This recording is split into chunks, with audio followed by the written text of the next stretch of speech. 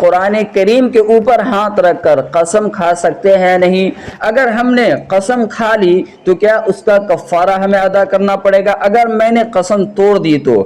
اگر میں نے قسم نہیں توڑی تو کیا قرآن کریم کی قسم کھا سکتے ہیں یا اسی طریقے سے اللہ کی قسم کھا سکتے ہیں؟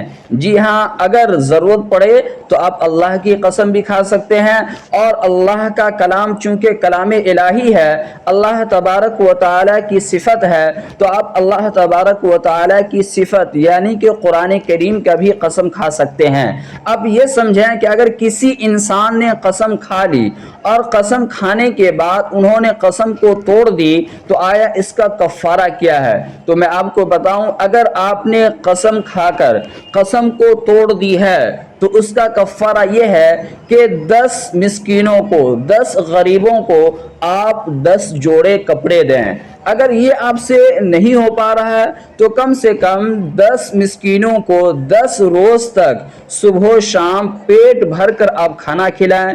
اگر آپ سے یہ بھی نہیں ہو پاتا ہے تو کم سے کم 3 روزے آپ کو رکھنے ہیں۔ اگر آپ یہ کر سکتے ہیں تو کیجئے، نہیں کرتے ہیں تو گویا کہ آپ نے کبیرہ گناہ کیا ہے۔ اللہ تبارک و تعالی سے رو رو کے توبہ استغفار کیجئے۔ بہتر اور افضل طریقہ یہی ہے کہ آپ کفارہ ادا کریں۔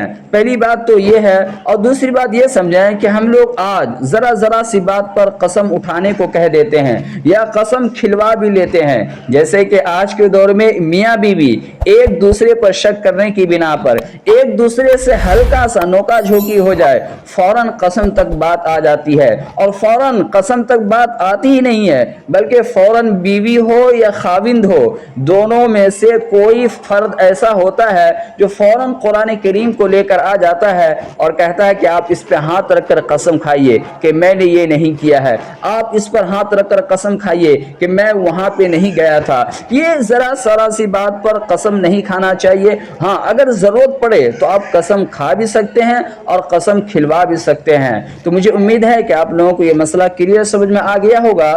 اس ویڈیو کو زیادہ زیادہ شیئر کریں، دعا کریں اللہ رب العزت ہم سبوں کی حفاظت فرمائے، آمین ثم آمین۔